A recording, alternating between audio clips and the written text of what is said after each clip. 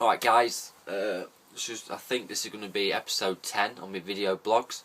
I ain't done a video blog for a while, reason being the last 2 weeks it's been frozen up, me ponds and lakes etc. So I haven't been able to get out nor put any bait in, so there's been a few weeks without a steady supply of bait. But I decided to try and tackle the rivers and the canal down from me after some big perch and chub, a few pike, but I struggled really, to be honest with you. I've just been doing a few hours after work, a couple hours before dusk, and yeah, I haven't really had out.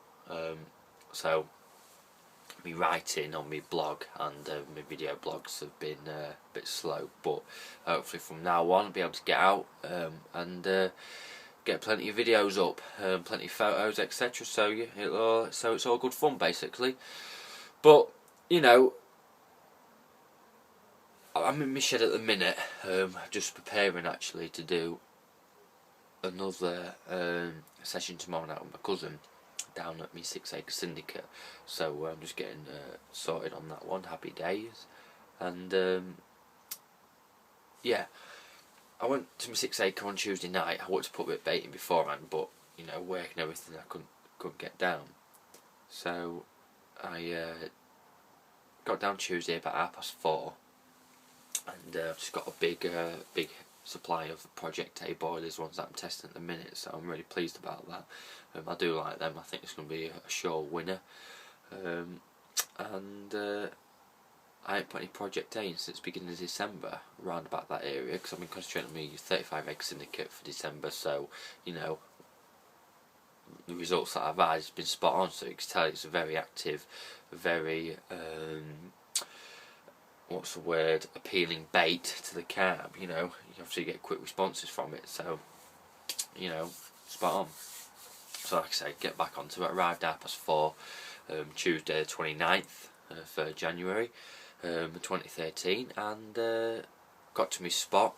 The conditions were absolutely pucker, mild for this time of year considering what we've just had, like 10 degrees in the daytime and like lows of 6 at night, and real gale force winds. You're talking strong southwest winds. At some points I just thought, what the hell am I doing here?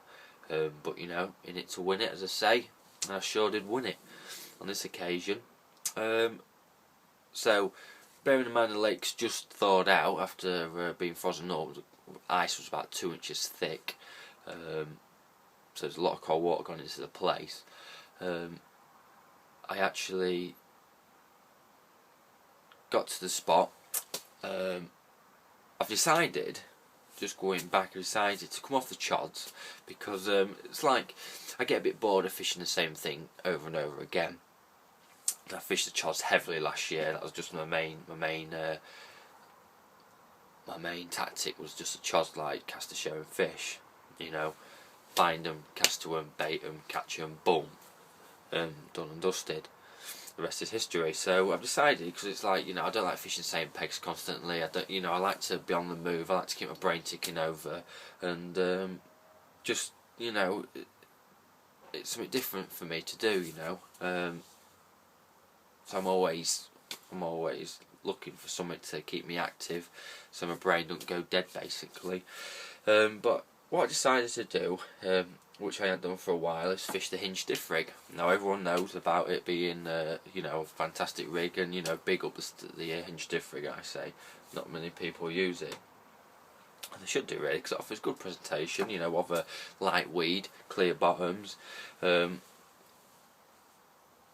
it's just less inconspicuous than the chod. Reason being, I fished my 35 acre syndicate last year, and on a couple of occasions, fishing in 3 foot of water right in the margins, because I rock up after work, find a fish, and I'll angle for them. So I had pickups, but 1 or 2 fish used to just back off the chod, because obviously it's quite blatant, and especially in 3 foot of water, it can be visible. So I reckon this year I'm going to try the hinge just down the margins from a little snide rod and that, for quick and pick, when I can pick up quick bites, quick fish, before I set my home up. But I think I'm going to go for the hinge. If there's light weed in the margins like there was, I think there'd be a pucker rig. So basically, like I keep saying, I'm using the hinge stiff rig, and I'll show you that in a minute. And it took a little bit longer than normal for me to get my rods out, in about an hour actually. So, you know, normally it takes me, you know, 20 minutes to get my house set up and rods out. But,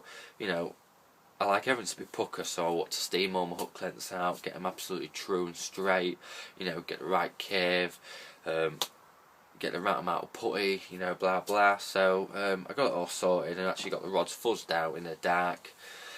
I decided to just fish single hook baits to start with, basically just on the spot, and see how it progresses.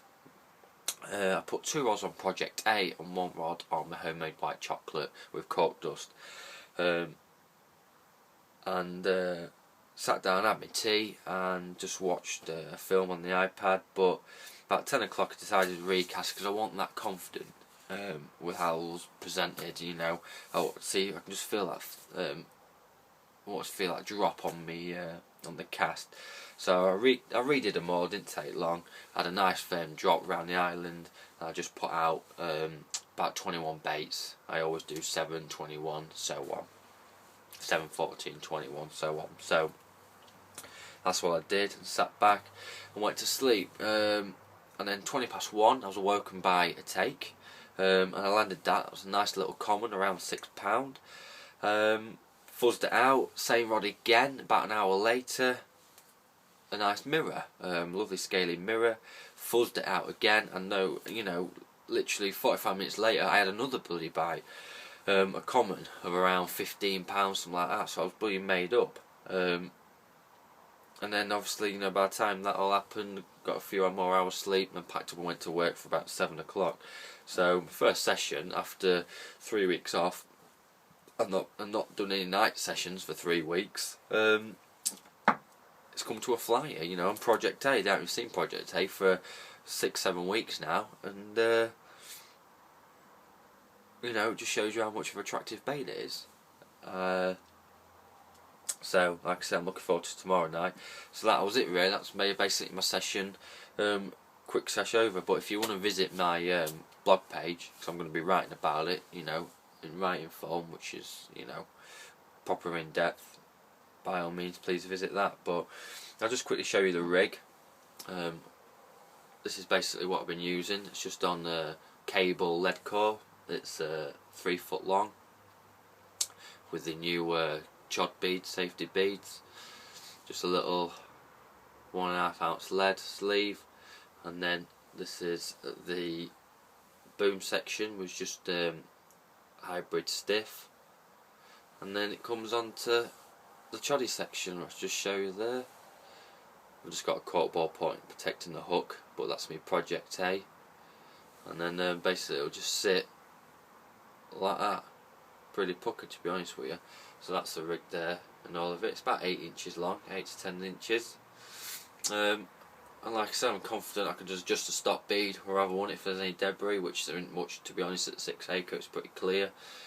Just the odd leaves and stuff like that, detritus and what have you. But yeah, that's basically my rig, what I've been using for Tuesday's session, and I'll be using it again, and I might use a lot more of it this upcoming year. So, you know, it's just nice, a bit different, you know, and classic big fish rig. So I'll leave you all in peace and let you know how I get on tomorrow night. I've got I took some pictures, but I forgot my bloody tripod, so they're all matte shots. I know some people don't like matte shots and rather slip them back, but personally I think that a matte shot is better than no shot, because you can still look back and see if you've had any recapture or you know, the growth and the size and how much you're putting on throughout the year. So, you know, I'll put them on my blog for you to see. But yeah, that's everything. Leave you in peace.